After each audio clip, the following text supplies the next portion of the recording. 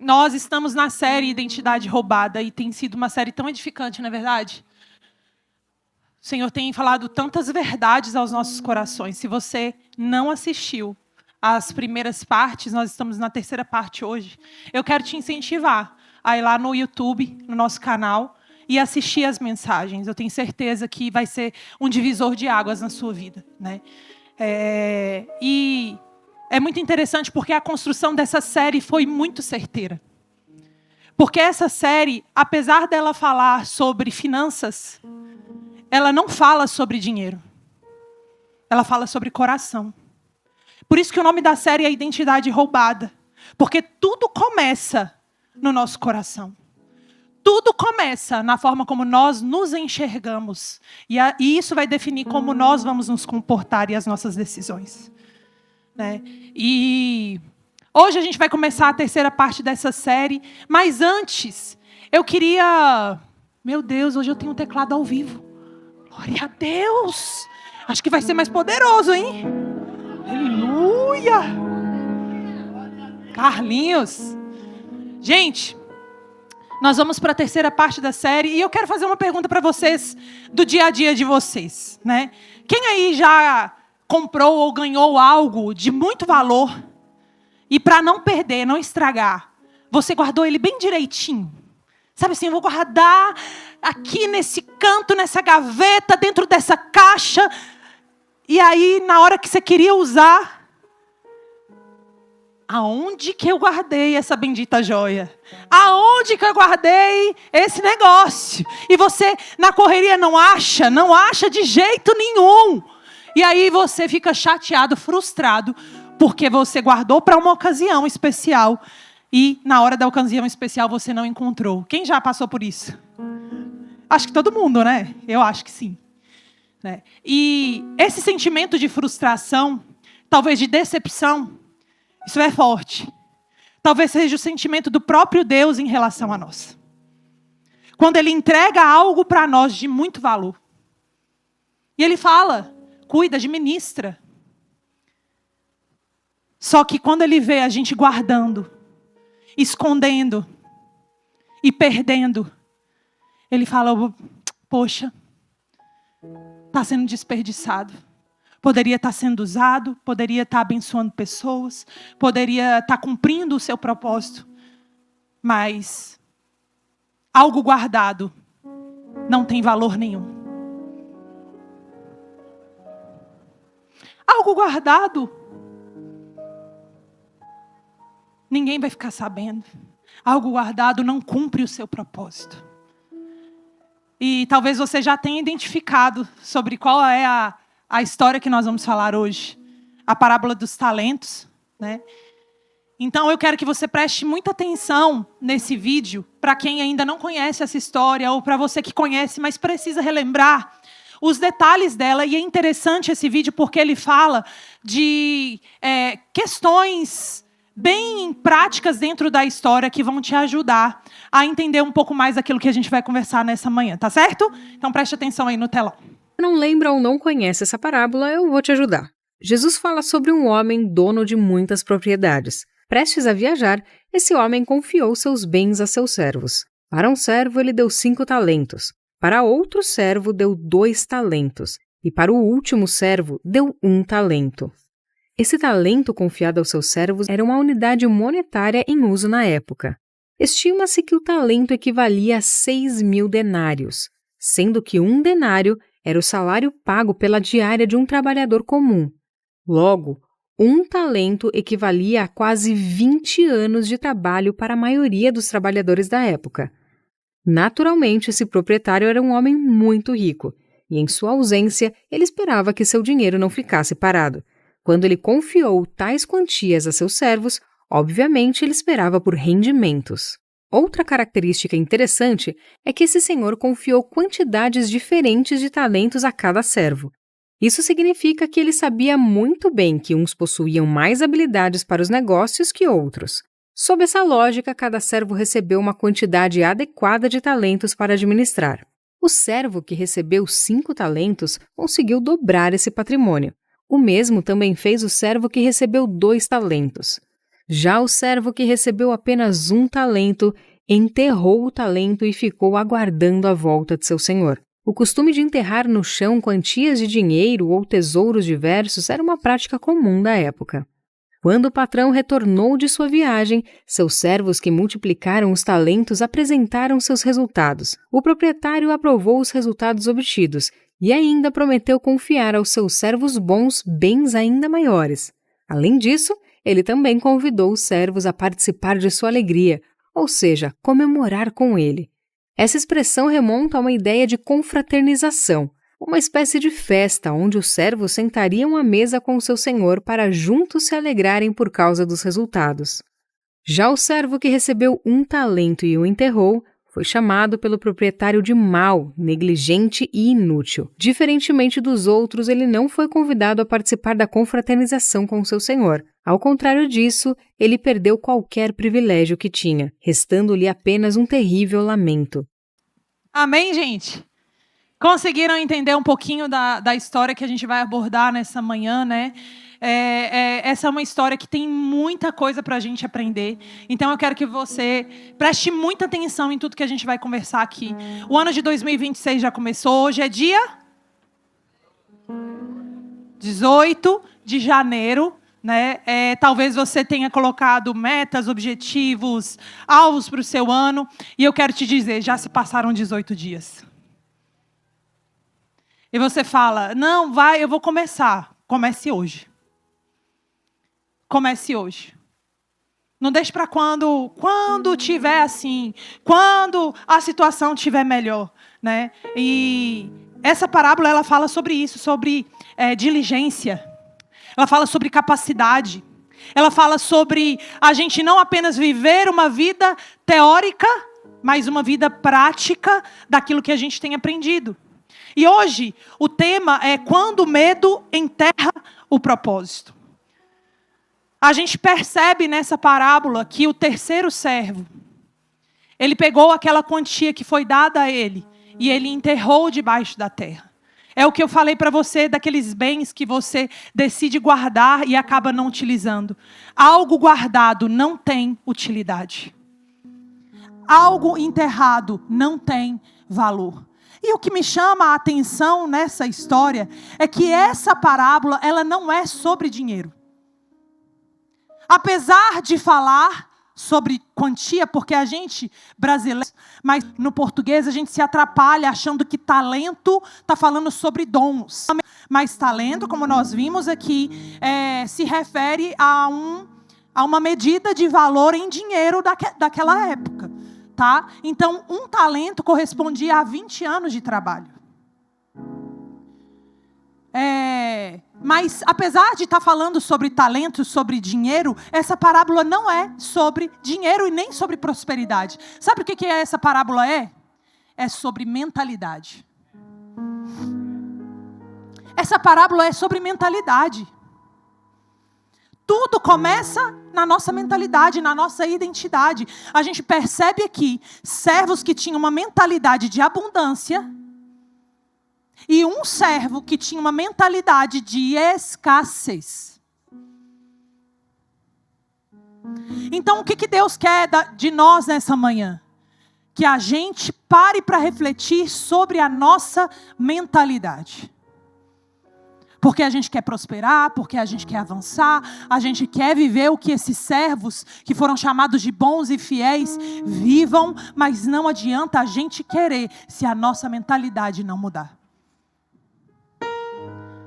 E aí a gente percebe aqui nessa história 3 perfis de servos. Só que antes disso, eu trouxe aqui, esqueci de falar sobre isso, um copo.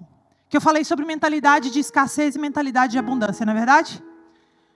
Eu quero que você pense que esse copo aqui representa você. Qual é a finalidade desse copo? Me ajudem, gente. Colocar um líquido aqui dentro. Né? Um copo ele foi feito para se tomar algo com ele, colocar um líquido dentro dele. Então, o nosso desejo na nossa vida, assim como desse copo, é que a gente cumpra o propósito para o qual nós fomos criados. Que a gente esteja pleno para cumprir esse propósito. A questão é que quantas vezes na nossa vida vai dar certo, hein? Peraí. Obrigada. Isso é só por causa da unha que eu tenho aqui, né? Porque senão... Quantas vezes na nossa vida Deus começa a derramar algo? Ele começa a derramar algo, mas existem rachaduras. Misericórdia, que copo difícil de rachar, gente. Tá doido? Ele não quebra em cima, não?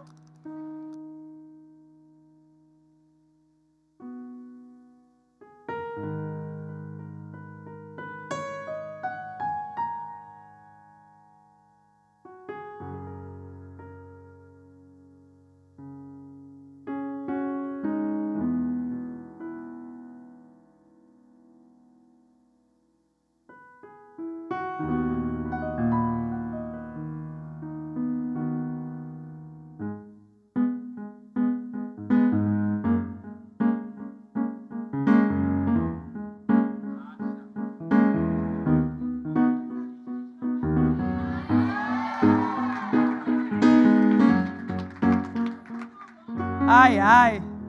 A gente faz ao vivo. Gente, presta atenção aqui. Eu sei que a gente deu uma desviada, mas esse copo aqui representa a gente. Do que adianta Deus derramar, derramar, derramar e se perder? Do que adianta Deus derramar e não ser retido na nossa vida? Isso aqui, esses dois copos, esse copo inteiro e esse copo rachado, eles representam a mentalidade de abundância e a mentalidade de escassez. A mentalidade de abundância faz com que o pouco que chegue não seja desperdiçado. A mentalidade de abundância faz com que tudo aquilo que é derramado na sua vida não seja desperdiçado. E eu quero declarar sobre a sua vida que acabou a escassez. Eu quero declarar sobre a sua vida que a mentalidade de escassez vai ser quebrada nessa manhã. E você vai sair daqui como esse copo inteiro. E a partir de hoje, tudo aquilo que fluir para a sua vida não vai se perder. E a gente vê nessa história essas mentalidades. A mentalidade de abundância, a mentalidade de escassez. O primeiro servo, com certeza, ele tinha mentalidade de abundância. A ele foi dado 5 talentos, que representa 100 anos de trabalho. E no texto diz que assim que ele recebeu aquele recurso, imediatamente ele pegou e levou para multiplicar. Você percebe aqui uma pessoa confiante, uma pessoa experiente, uma pessoa que não tem medo, uma pessoa que está segura daquilo que precisa ser feito para que aquele talento não fosse desperdiçado. Ou seja, uma pessoa que tem uma mentalidade de abundância é uma pessoa que tem experiência, uma pessoa que tem muita capacidade, é altamente capacitado, e é uma pessoa que tem resultados constantes. A gente vê tantas pessoas que têm uma fala bonita, mas cadê os frutos?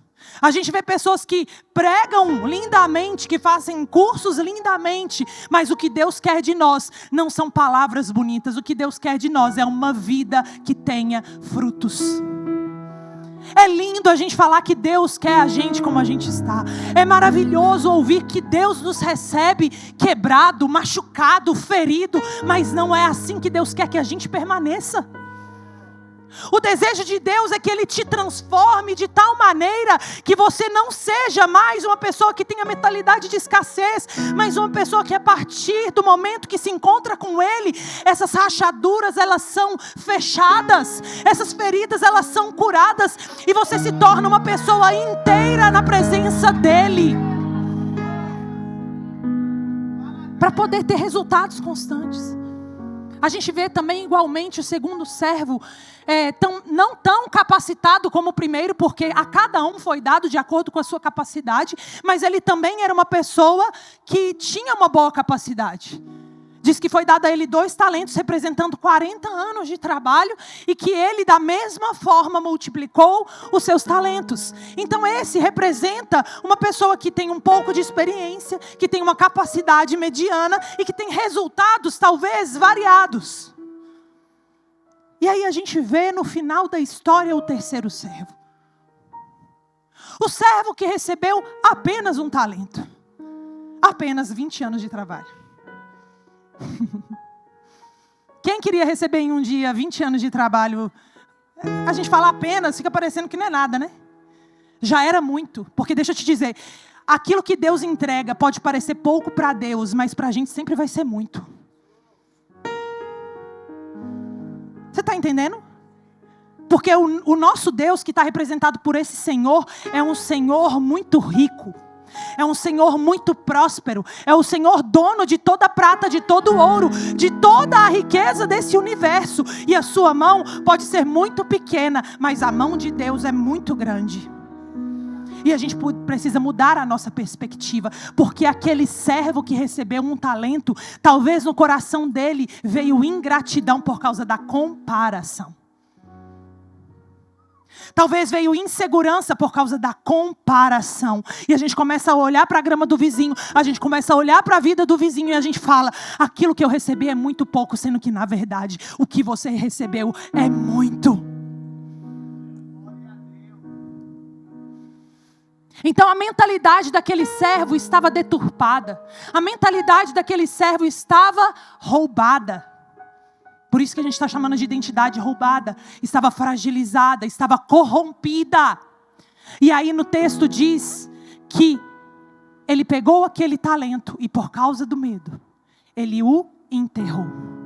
No verso 24 e 25 diz, ele explica por que ele enterrou. Diz assim, veio o que tinha recebido um talento e disse, eu sabia que o Senhor é um homem severo, que colhe onde não plantou e junta onde não semeou. Por isso eu tive medo, saí e escondi o seu talento no chão. Veja, aqui está o que pertence ao Senhor. Uma mentalidade de escassez é uma mentalidade que demonstra pouca experiência, pouca capacidade, pouca segurança e que a gente não vê resultados. E aqui resultado não é manter o que você tem, resultado é multiplicar o que te foi dado. Porque o que Deus espera de você não é manter aquilo que Ele derramou na sua vida, é que você multiplique aquilo que já chegou. Lá em Lucas, eu não lembro qual é o capítulo, fala de uma parábola parecida. Isso, 17:10. Fala assim, assim também vocês, quando tiverem feito tudo o que for ordenado, devem dizer, somos servos inúteis, apenas cumprimos o nosso dever. Ser inútil não é perder, ser inútil é manter. Ser inútil não é jogar fora, destruir. Na perspectiva de Deus, um servo inútil é aquele que não consegue dobrar, multiplicar aquilo que foi dado. E esse terceiro servo, ele representa essa mentalidade de escassez. Mas nessa manhã, nós vamos aprender com esse servo e dizer, nunca mais eu vou ter uma mentalidade de escassez. Qual é com qual perfil você se identifica? Vamos refletir nessa manhã. Seja sincero com você mesmo. Você é o servo 1, o servo 2 ou o servo 3? O que tem sido confiado a mim para administrar e para ser feito? Qual o nível de responsabilidade que me foi dada? Baixa, média, elevada? O que eu tenho feito com o que chega nas minhas mãos? São perguntas que a gente precisa fazer constantemente. E, para mim, a grande lição dessa história é que a sua prosperidade está diretamente relacionada à sua mentalidade, que depende da sua capacidade. Vamos estabelecer aqui uma ordem? a minha prosperidade, e aqui a gente não está falando de dinheiro, a gente está falando de uma vida abundante, plena, em todas as áreas, inclusive nas finanças. Porque tem muita gente que tem dinheiro, mas não tem paz. Tem muita gente que tem dinheiro, mas não tem família. Tem muita gente que tem dinheiro, mas não tem com quem compartilhar os seus sonhos. Isso não é prosperidade. O que Deus deseja para você é uma prosperidade plena. E a prosperidade, ela só vai chegar, ela está atrelada a uma mentalidade que está diretamente conectada com a sua capacidade. Mas o que eu tenho para te dizer, a parte boa dessa história, é que a sua capacidade ela é moldável. A sua capacidade ela pode ser desenvolvida. A sua capacidade pode ser pequena hoje, mas graças a Deus, porque Deus te dá recursos. Nós temos aqui uma igreja cheia de pessoas que podem ser vida na vida uns dos outros. Nós temos a internet, nós temos cursos gratuitos, cursos baratos que a gente vê aí. E você vai se capacitando, expandindo a sua capacidade para mudar o quê? O bolso? Para mudar a mentalidade, pô. Então, quando eu me capacito, cada vez mais, quanto mais eu me capacito, estrategicamente, intencionalmente, também não é sair fazendo um bocado de coisa que você nem sabe para onde vai, é ser intencional. Começa com aquilo que é dor na sua vida. Pausa para a imersão financeira. Não estava aqui não, viu? Na pauta. Mas é interessante que você reclama que não tem dinheiro, você reclama que as contas não estão fechando, você reclama que está com problema financeiro, e quando vem uma oportunidade para você se capacitar, você não aproveita essa capacidade.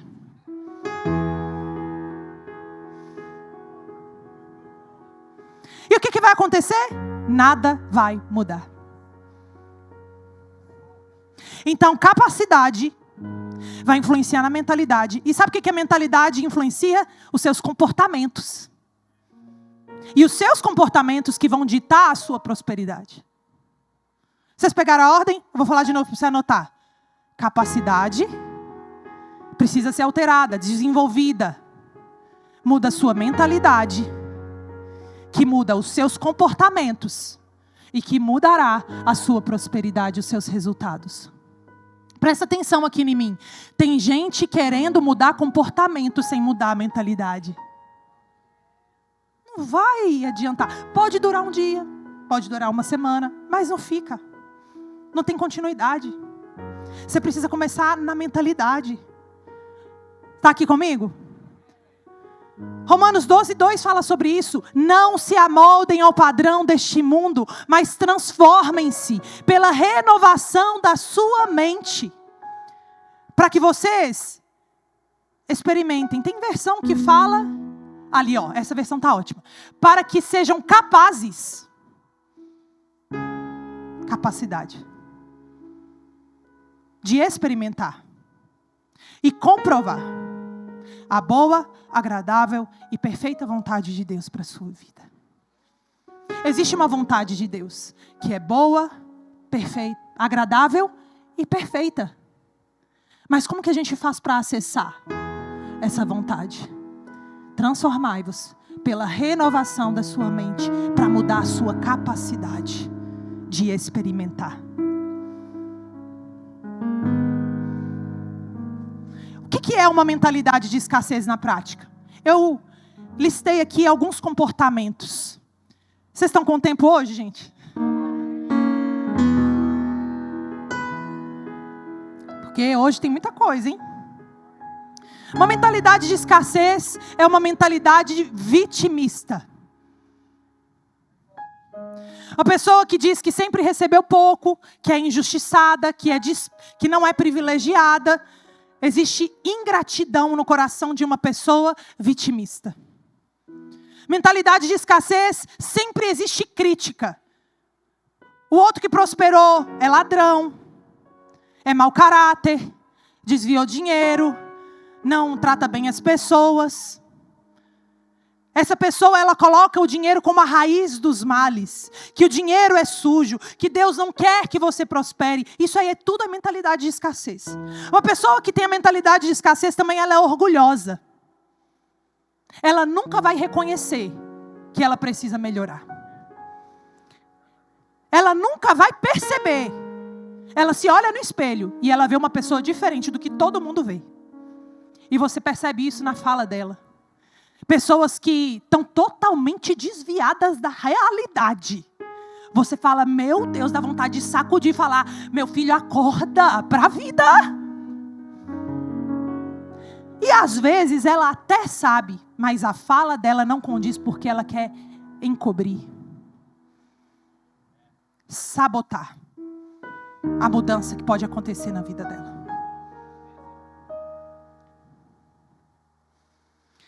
Uma mentalidade de escassez, a pessoa não é autorresponsável. Eita, isso aqui é muito forte. Porque a culpa dela estar como ela está é sempre do outro. É sempre do governo, é sempre da escola, é sempre dos pais, é do bairro, é da casa que ela mora, é do trabalho que ela trabalha, é da rotina que ela tem, é da esposa, é do marido, é o filho. Tudo é culpa por ela não multiplicar aquilo que chega nas mãos dela. Ei, o nome disso é desculpa. E quem tem desculpa não tem mais nada.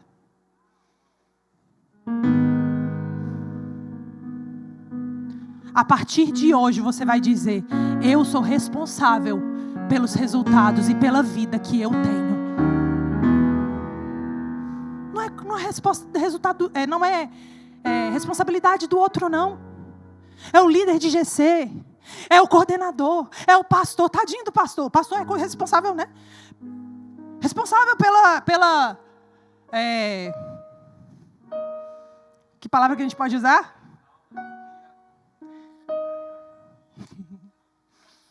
Pelas perdas, né?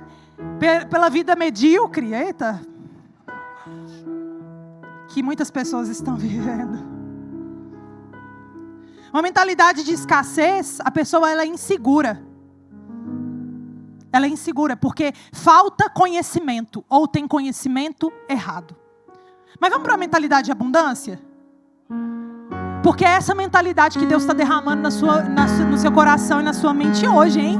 Você vai sair daqui, falando, meu Deus, não está cabendo dentro de mim, não. É o copo completo, que não rasga, que não racha. Esse é você a partir de hoje. As rachaduras estão indo embora. As mentalidades erradas estão indo para o lixo, para o ralo nessa manhã. Pelo amor de Deus, gente. Vamos começar o ano diferente. Né, Carlinhos? Lá baixei. Eita. Como é o som da mentalidade de abundância?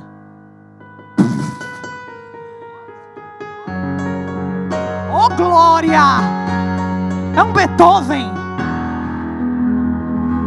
Aleluia.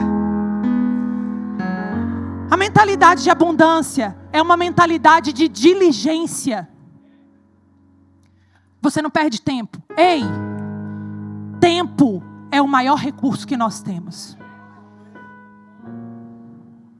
Você está querendo dinheiro, mas o que Deus te entregou foi tempo. E se você não sabe administrar, mas esse negócio, gente, essa pregação hoje vocês vão me amar? É porque é muita verdade de uma vez só, o negócio está rasgando, entendeu? Se você não sabe administrar as 24 horas do dia que Deus já te deu, por que Ele vai te dar mais coisas? Você desperdiça as horas. Você desperdiça os minutos. E talvez você fale, mas pastora, o meu tempo é corrido. Eu acordo 4 horas da manhã e vou dormir meia-noite. Eu não estou falando sobre quanto tempo que você está acordado e se você está ou não em movimento. Eu estou dizendo que Deus quer que você faça algo e não o que você deseja fazer. Então não é só sobre se movimentar, é sobre fazer aquilo que Deus quer que a gente faça. É sobre pegar os recursos que Ele nos deu. A gente está querendo pegar outras coisas e falar, não, Deus, eu estou em movimento. Por que o Senhor não está me abençoando? Por que não está prosperando? Porque você não está fazendo o que Ele está te pedindo.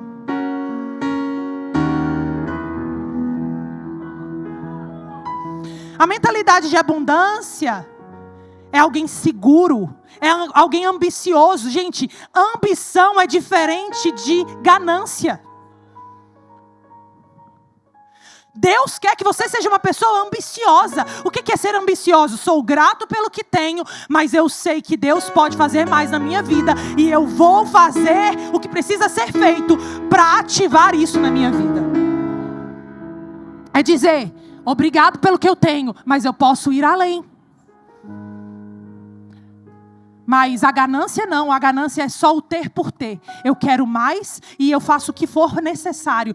Passo por cima de pessoas, de processos, de princípios para poder alcançar o ter. A ambição é, eu quero ser alguém melhor.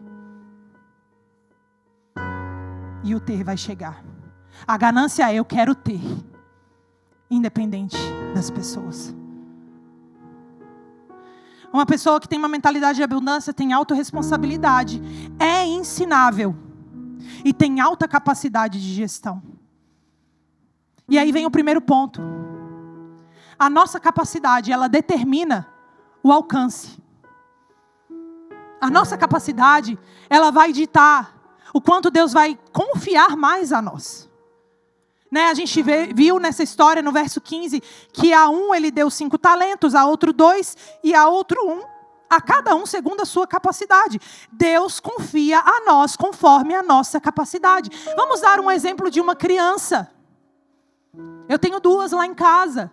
E constantemente eu preciso dizer não para algo que elas estão me pedindo. Por quê? Porque eu sou má? Porque eu sou uma pessoa que não quero compartilhar? Não, justamente porque eu amo elas.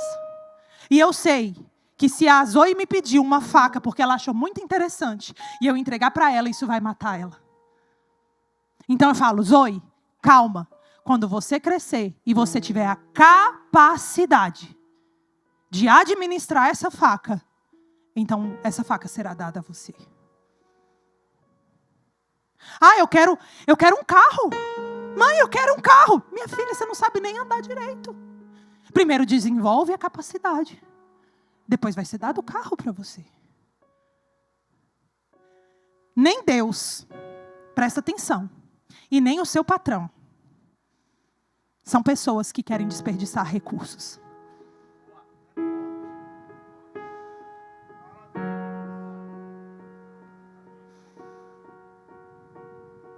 Deus, ele não entrega, não é porque ele é mau. É porque ele sabe que cada gota do que sai da mão dele é muito valioso. E se ele sabe que vai para debaixo da terra, ele não entrega. Se ele sabe que vai ser mal administrado, ele não entrega. Ele sabe que se for entregue para você e isso for capaz de te machucar, ele não vai te entregar. Vai fazer mal para você. Você não vai saber lidar com isso. Então, vamos mudar o discurso diante de Deus. Antes, ao invés da gente pedir, Deus me dá. Fala, Deus, me ajude a me desenvolver mais. Espírito Santo, sopra no meu coração o que eu preciso fazer. Para qual caminho eu preciso ir para me capacitar mais. Como eu devo me capacitar, Espírito Santo? Essa é a pergunta que a gente tem que fazer para Deus. Deus é quem dá, mas é você quem se capacita. Presta atenção, você tem a vida que você merece. Na verdade, a gente não tem a vida que a gente merece, porque a gente tem a vida que Jesus pagou por nós na cruz, né? Só que existe uma parte que depende de mim e de você para acessar aquilo que Ele pagou naquela cruz. Então, a pergunta que não quer calar é: o que eu preciso fazer para aumentar a minha capacidade? Não é verdade? Vemos o exemplo da viúva de Sarepta, em que o profeta fala, eu quero fazer um milagre aqui nesse lugar. Eu quero trazer provisão para essa casa. Vá e recolha vasilhas. Quantas você tiver cá, ela traz as vasilhas. Então ela tinha só um pouco de azeite, e aquele azeite começa a ser derramado nas vasilhas. E a Bíblia relata que o azeite jorrou enquanto haviam vasilhas para colocar o azeite. Porque onde não tem vasilha, azeite é desperdiçado. E no momento em que as vasilhas acabaram, o azeite parou de jorrar. Como que você vai fazer para aumentar a sua capacidade? As suas vasilhas, elas precisam aumentar. As suas vasilhas precisam aumentar. Precisa ter espaço na sua vida. E uma coisa que me lembra muito é guarda-roupa. Sabe por quê? Porque Deus olha para a sua vida e fala: não tem espaço para eu derramar nada. Porque você entulha coisa na sua vida. Você se agarra a coisas que você sabe que não tem mais propósito na sua vida.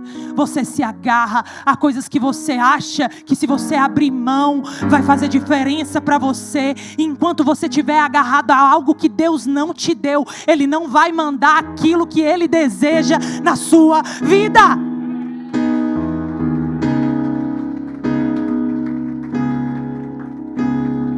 Você precisa criar espaço.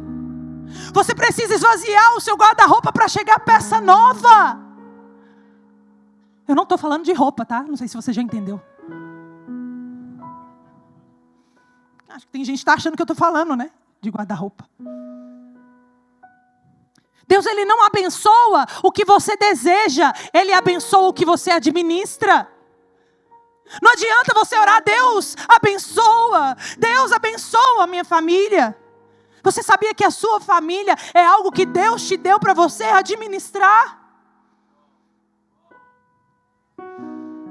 E se você não tiver a capacidade para administrar, não adianta você orar: Deus abençoa. Porque Ele abençoa não o que você pede, Ele abençoa o que você gerencia.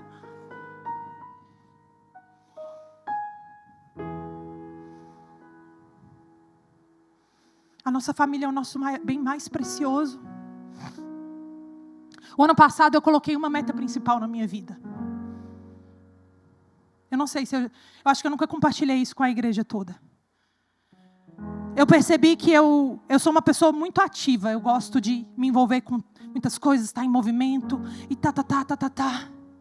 E eu percebi que minhas filhas eu estava ficando pouco tempo com as minhas filhas.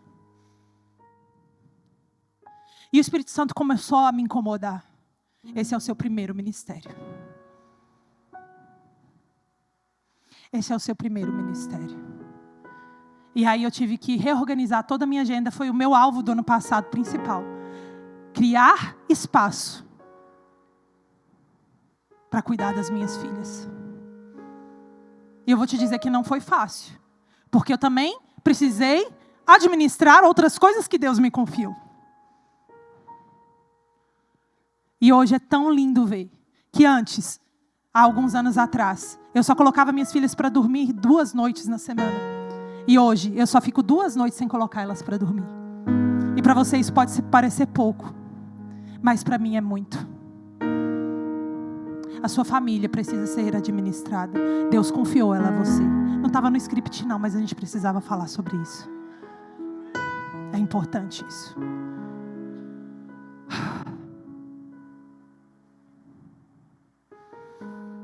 A fé, ela administra.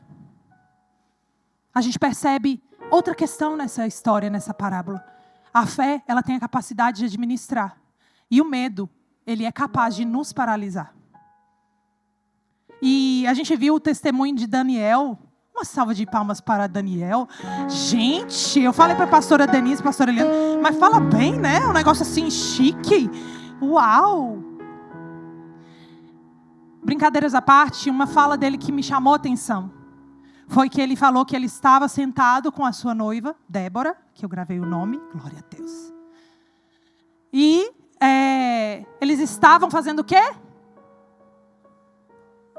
Fazendo contas, planejamento, administrando, cuidando e vendo como eles iam fazer a estratégia para poder fazer o casamento deles.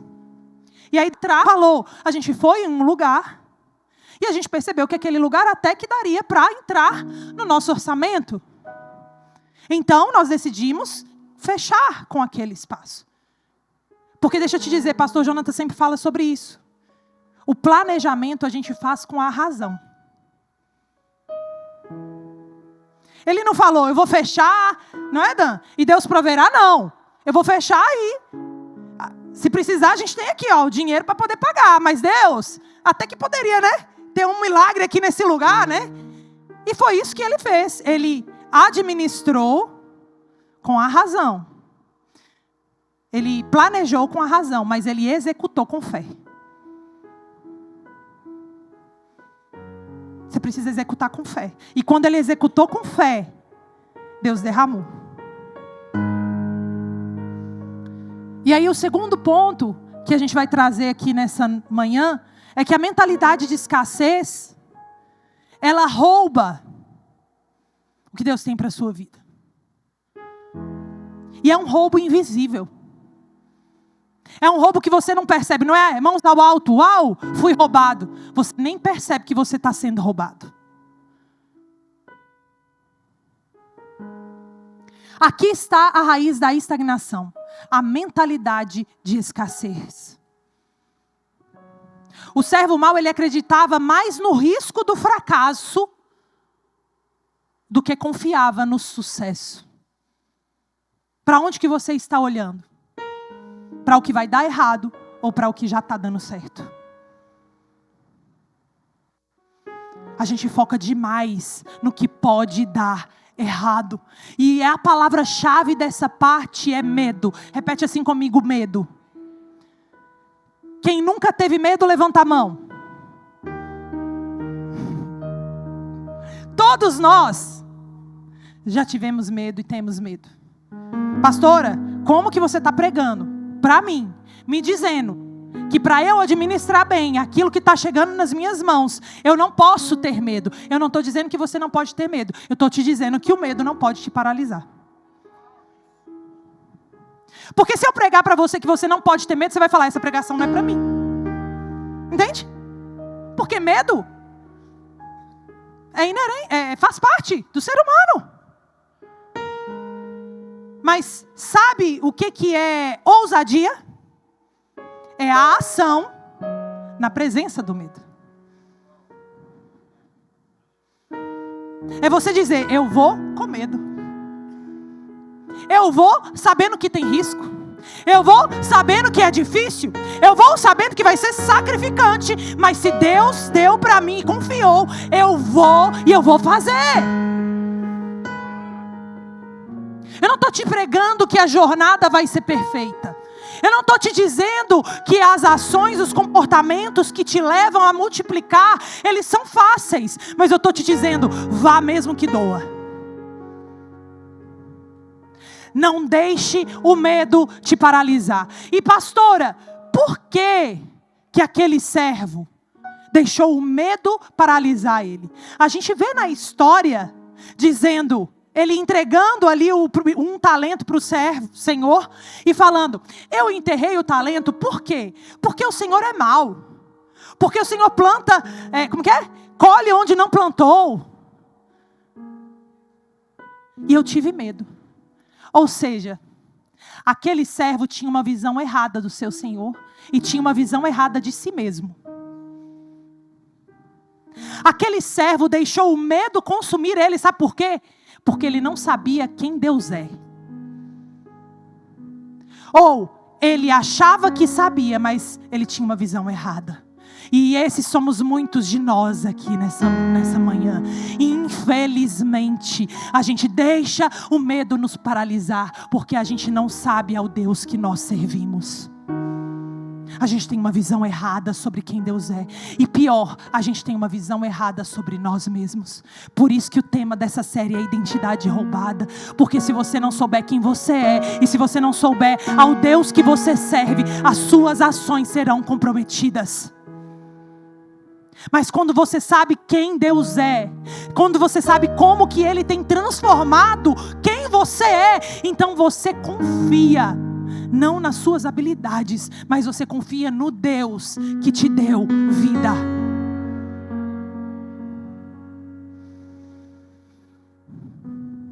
Quem tem medo de Deus esconde o dom, mas quem conhece a Deus expande o dom, amém? O que você está fazendo enquanto o talento está enterrado? Aqui é uma pergunta que me veio, vocês não sabem que horas que veio essa reflexão para mim, Vitor. Eu dormindo de boa de hoje para amanhã. De hoje para amanhã, meu Deus. De ontem para hoje. No meio da madrugada. Deus falou comigo. Você precisa falar sobre isso, Priscila. Sabe por quê? Porque você talvez ainda não identificou que você tem o perfil do terceiro servo. Porque você é uma pessoa que está fazendo alguma coisa. Porque você é uma pessoa que está em movimento. Porque você é uma pessoa que está achando que está produzindo. E Deus veio para mim e falou no meio da madrugada: Priscila, sabe qual é o problema? Que aquele servo que recebeu um talento, ele enterrou aquele talento. Você acha que ele enterrou aquele talento e foi para a rede dormir, gente? Ele estava entre os servos do Senhor mais rico daquela região. Ele não era qualquer servo. Ele era um servo produtivo. Ele era um servo que tinha uma certa capacidade. Então, com certeza, depois que ele enterrou aquele talento, ele foi fazer alguma coisa. Eu acho que você ainda não entendeu.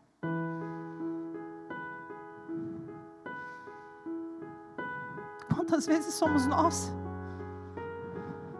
Deus entrega para nós algo que é para você. Não é para mim, é para você. Você enterra e quer viver a vida do outro.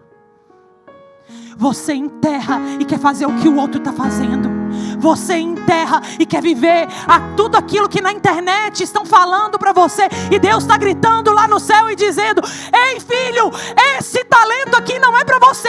O que eu te dei está enterrado debaixo da terra. É por isso que eu falei lá no início e eu vou repetir. Quando a gente se colocar diante de Deus, no trono dele, e formos levar aquilo que nós fizemos aqui nessa terra, porque essa parábola fala sobre isso. No dia do juízo final, vai chegar o dia em que a gente vai ser julgado por Deus. Não se nós vamos ser salvos ou não, mas pelas nossas obras aqui na terra. E a questão é que Deus, Ele não vai perguntar o que você fez. Deus vai perguntar: você fez o que eu pedi para você fazer?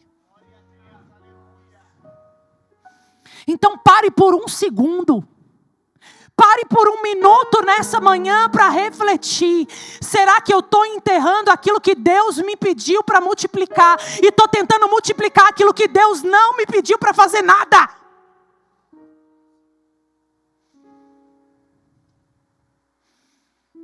É óbvio que aqui a gente pode falar de tudo, todas as bênçãos que Deus tem derramado sobre as nossas vidas. Mas, gente, vamos falar também sobre o tema dessa parábola. Essa parábola é sobre dinheiro, sim.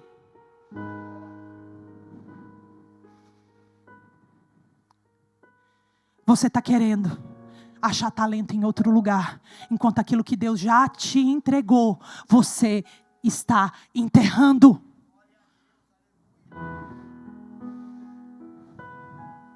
Deus está falando: desenterra aquilo que está enterrado.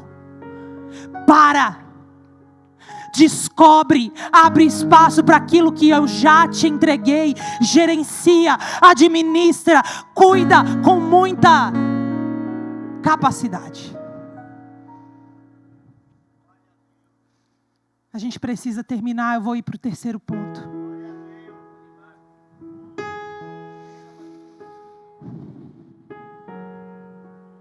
A fidelidade ela que multiplica o propósito.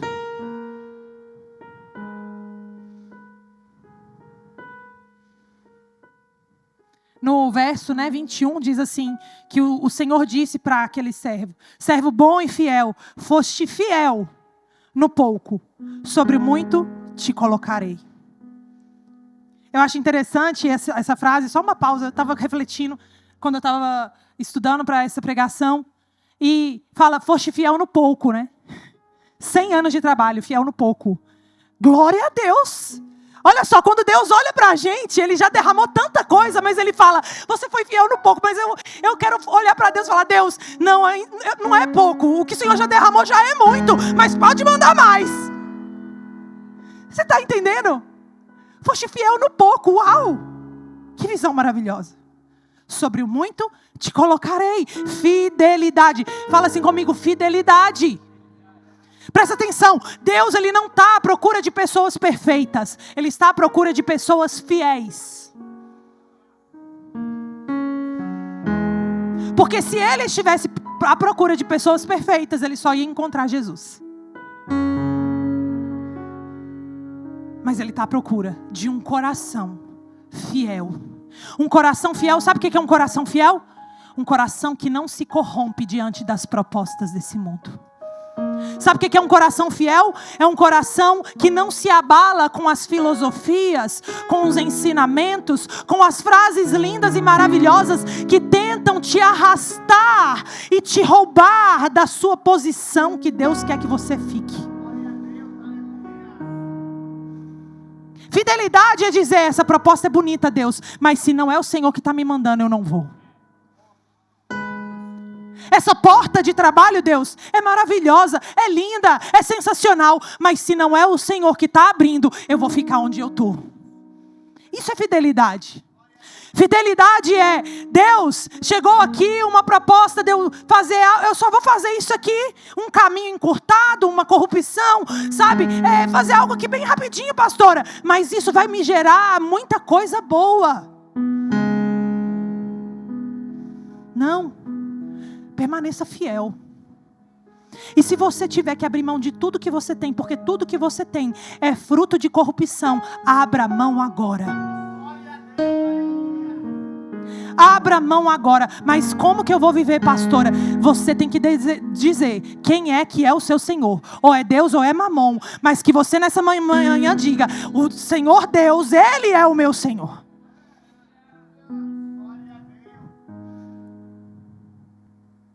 O servo fiel, ele entende que tudo que chega nas mãos dele é uma semente. E semente parada morre, mas semente semeada multiplica. E aqui tem algo que eu quero compartilhar com vocês para a gente terminar aqui. A fidelidade é plantar mesmo sem ver chuva. É agir mesmo sem aplauso. É multiplicar mesmo sem garantia. E aqui vai uma dica para você. A gente está no lamaçal, né? Às vezes. A gente está na pior. A gente está com uma rotina errada. A gente está usando os recursos de uma forma errada. Aí a gente vira o ano e a gente fala assim que você vai mudar da água para o vinho, do dia para a noite. E o alvo, ele é tão distante da sua realidade que você fala, eu nunca vou chegar nesse lugar. E você desiste. Seja melhor. Dê um passo por dia. 1%. Sabe qual é o problema do 1%, Vitor? O problema do 1% é que você não vê resultado a curto prazo. O 1% cada dia melhor não vai mudar a sua vida agora. E é aí que muitas pessoas desistem no caminho. Elas desistem de serem fiéis, porque elas não estão focadas no processo, em quem elas estão se tornando. Elas estão focadas no resultado. Elas estão focadas na ganância, naquilo que elas querem alcançar através desse comportamento e dessa mudança de mentalidade. Isso não vai dar certo para você, meu irmão. Você precisa plantar, haja chuva ou haja sol. Você precisa ser fiel, independente das circunstâncias. Em Salmos, eu quero profetizar esse salmo sobre a sua vida. Diz que o justo florescerá como a palmeira e ele crescerá como o cedro do Líbano. Que poema lindo, mas você não entendeu nada, né? Por que você vai florescer como a palmeira? Por que você vai crescer como o cedro? Deixa eu te dizer, a palmeira, ela nasce em locais que são difíceis. Que são difíceis, eu não sei outra palavra. Que outras plantas, elas não iriam conseguir. Lugares hostis. E aqui no versículo está dizendo que você vai florescer como a palmeira. Sabe o que é florescer? Mostra o fruto. As pessoas, quando elas olham, elas veem. Só que também o versículo diz que você vai crescer como o cedro. O cedro, ele tem raízes profundas e ele tem um tronco largo. Deus está dizendo, olha, deixa eu te falar. Você vai crescer também em profundidade. Você vai crescer como uma pessoa que é equilibrada e que vai manter aquilo que está crescendo na sua vida, aquilo que está frutificando na sua vida. Não vai um dia dar fruto e no outro dia não. As pessoas vão olhar, elas vão ver, mas também elas não vão enxergar tudo o que existe de crescimento na sua vida, porque primeiro você cresce para baixo, para depois crescer para cima. Primeiro você cresce dentro, para depois crescer para fora. E eu quero declarar isso sobre a sua vida, sabe? A partir de hoje, quando você se olhar no espelho, não se veja mais como um copo todo rachado. A partir de hoje, quando você pensar sobre a sua vida, orar sobre ela, se organizar em relação à sua vida, que você possa dizer, Deus, muito obrigada, porque as rachaduras foram fechadas na minha vida. Obrigada, Senhor, porque a partir de hoje o Senhor pode derramar, o Senhor pode confiar, o Senhor pode derramar mais sobre a minha vida, porque não existe mais rachaduras, não existe mais uma mentalidade de escassez, Senhor. Pai, eu quero declarar nessa manhã sobre as pessoas que estão aqui, Senhor. Pai, a renovação da mente delas, Deus, para que elas desenvolvam a capacidade de experimentar a Tua vontade, que é boa, agradável e perfeita para a vida delas, Senhor. Pai, nós não queremos mais pessoas que estão paralisadas, nós não queremos mais pessoas, Senhor, que estão estagnadas, nós não queremos pessoas mais que só vivem reclamando, nós não queremos mais pessoas que têm uma mentalidade de vitimista, mas nós queremos, Senhor, pessoas que são mais do que vencedoras em Ti e que entendem que onde a Sua mão chega é porque primeiramente chegou a capacidade, Deus. Deus, em nome de Jesus, Pai, nos ajuda, Espírito Santo, nos dá discernimento. Qual é o passo que a gente precisa dar hoje? Qual é o passo que a gente precisa dar?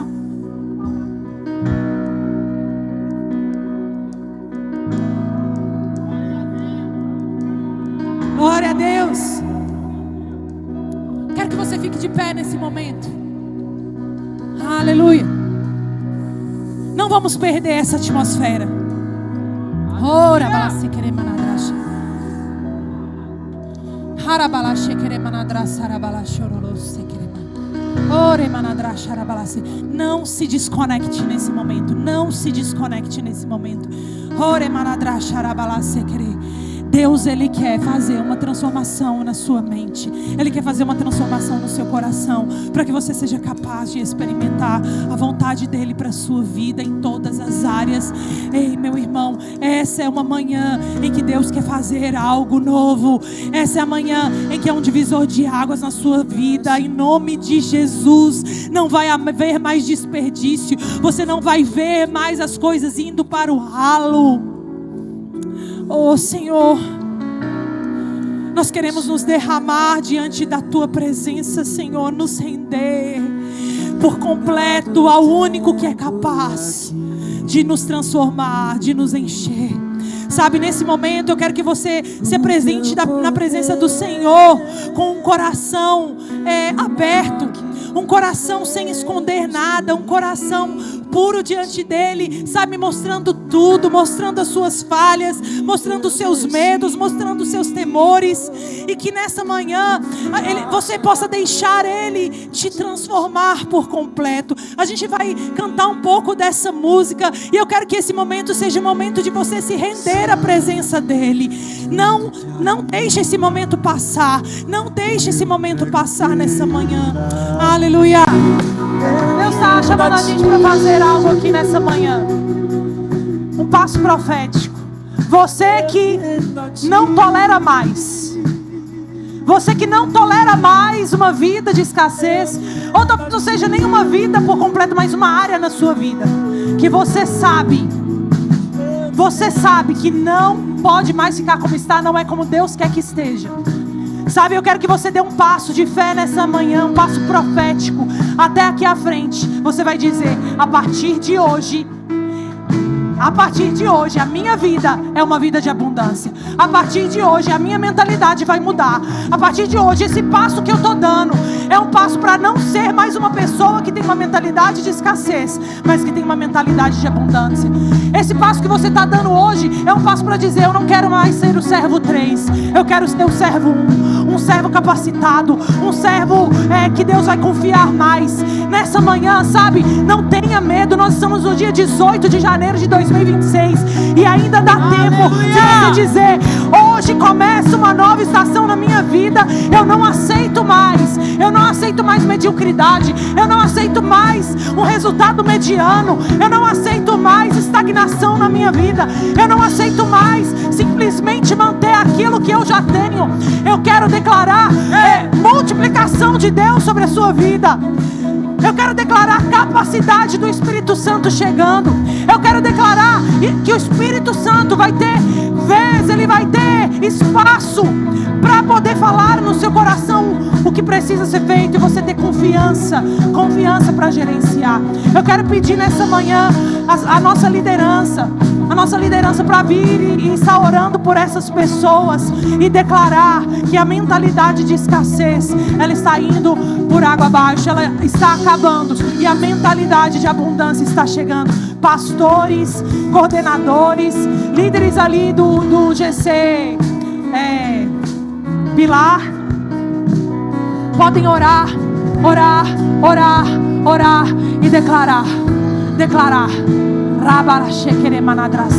Enquanto isso, vamos adorar ao Senhor nessa manhã.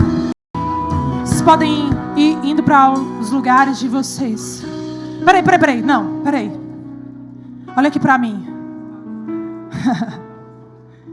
Esse passo não foi só natural. Você está prestando atenção? Não é mais um dia que você vem aqui para frente. Não é mais um dia que você vem receber uma oração. Não é mais um dia que você fala: já que a pastora está dizendo, eu vou lá na frente. Não, hoje é o dia que tem algo acontecendo no mundo espiritual, no reino espiritual, e que vai mostrar no reino natural.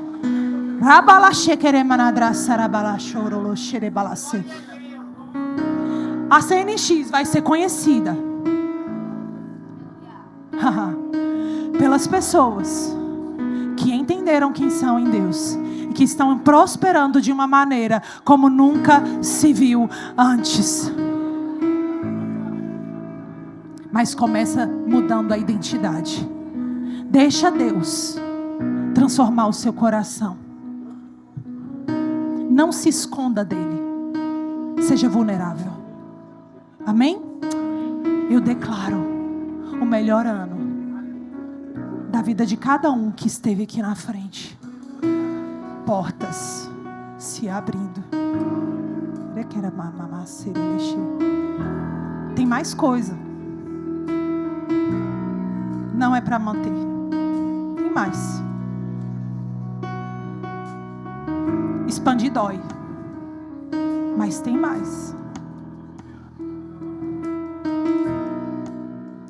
Amém? Pode voltar. Aleluia.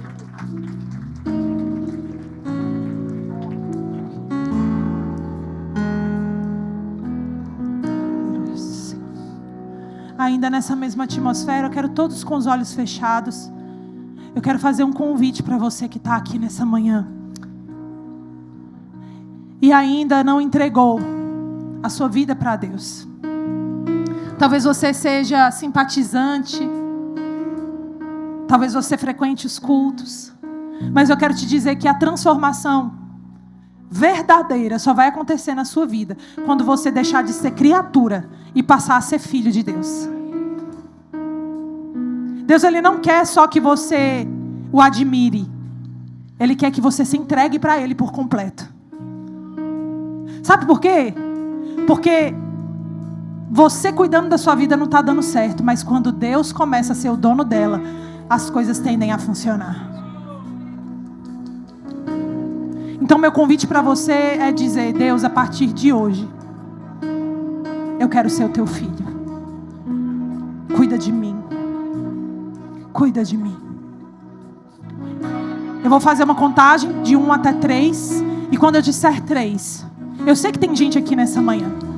Quando eu disser 3, eu não quero que você fique com medo de levantar a sua mão. Você vai levantar a sua mão e você vai dizer: a partir de hoje, eu quero me entregar para Deus. Eu quero me tornar um filho amado. Eu não quero mais governar a minha vida. Eu quero o Deus Criador dos céus e da terra cuidando de mim e das minhas coisas. Amém? Eu creio que hoje vai ter salvação aqui nesse lugar. 2, eu quero declarar sobre a sua vida que a melhor parte ainda está chegando. 3, quem é você? Levanta sua mão nessa manhã e diz: eu quero Jesus. Eu vejo uma mão. Aleluia! Tem mais alguém? Levanta sua mão e diz: eu quero. 2 pessoas, 3 pessoas. Tem mais alguém aqui nessa manhã?